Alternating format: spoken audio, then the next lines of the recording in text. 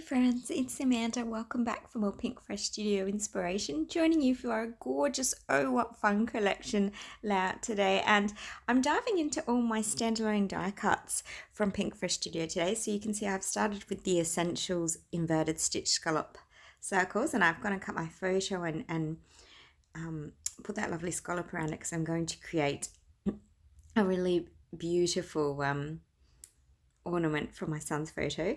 I've used the fabulous frame builder botanical circle cuts and trimmed them up to make an extension on that beautiful branch that's coming out from the paper. And then of course the fabulous artistic bows to make my bow for the trim on the top of my ornament too. So really simple, really beautiful, and of course that gorgeous paper just sort of lent itself to that design, didn't it? It was already there for us. So really simple to create, but it just is such an elegant paper collection, and I think it's nice to showcase these beautiful papers. And of course, you know, when you look at the photo, it is about putting the first decoration on the tree for us. So it's all about telling that story, and I think this paper was perfect for that. So just popped a hole at the top there, and I'm just going to put a tiny bit of gold thread along there so it can actually look like it's strung onto the branch as well. I'm not going to stitch it. I'm just going to do one big long string. I don't think it needs it. I don't think it would add anything today particularly. So just going to pop that in place like so. And when I'm decided where I'm going to pop it, I'm just going to tape it in place on the front. There's no need to be tricky.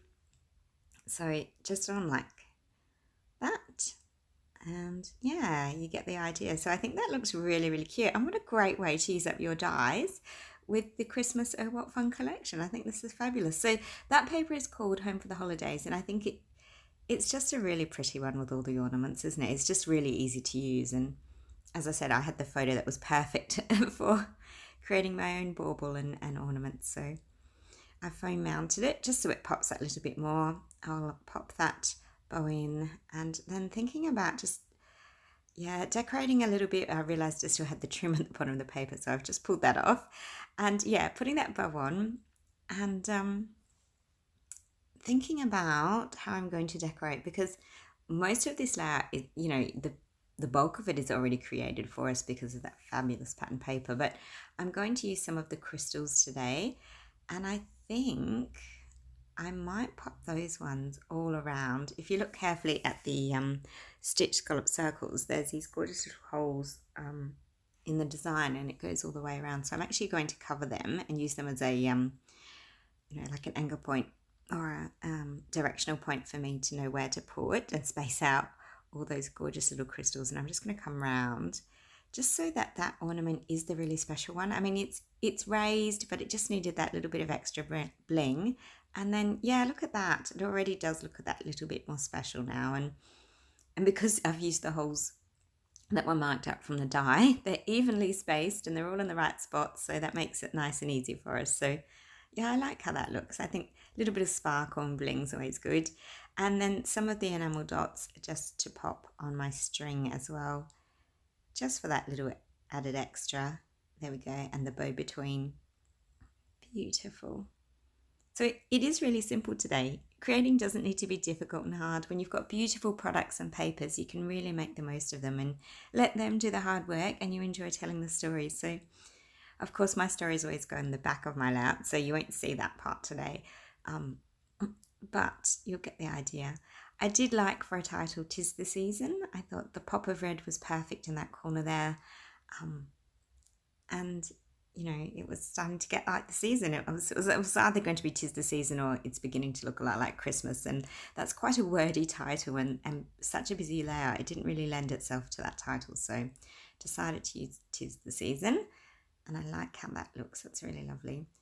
And then, you know when you're thinking about something and the song starts to happen, and I was hearing 'Tis the season to be jolly, fa la la la la. And so naturally I had to add in the fa la la la la. Those gorgeous blue alphas are really fun.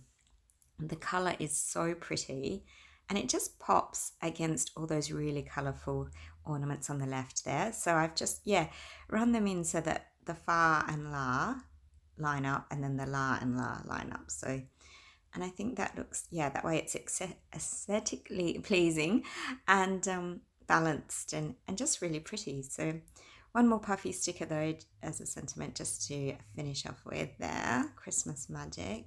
And then, you know, a couple more puffy stickers. We have to do the embellishing part. It's always my favourite. And I love those ornaments, but I thought they could do with a little bit of bling too, but I didn't want to add sparkle to them because that was special just for my photograph. So I'm using a few of the chipboard stickers. That one says Make a Wish. I really like that one. And yeah, I might use this one because it's a star as well. And the stars tie in nicely. Obviously there's all the little twinkle stars around the ornaments on the paper. And one more there, Joy. No, Noel, sorry. It says Noel. There we go. Very, very pretty. And I think I'll also add some enamel dots to a couple of these as well, just so we've really got some interest happening on those ornaments as well. So they're not overlooked. I was thinking about making them dimensional, but I thought, you know what, that really would steal away from my photograph. And the aim is just to lift them a little, not to deter and distract your eyes. So I think they look really lovely. They're really actually quite cute with the enamel dots, aren't they? That little bit of a glossy trim on them looks really pretty, and I think because it's in the same tone as well, tone on tone is always lovely, isn't it? So the green on the green now. Lovely. There we go.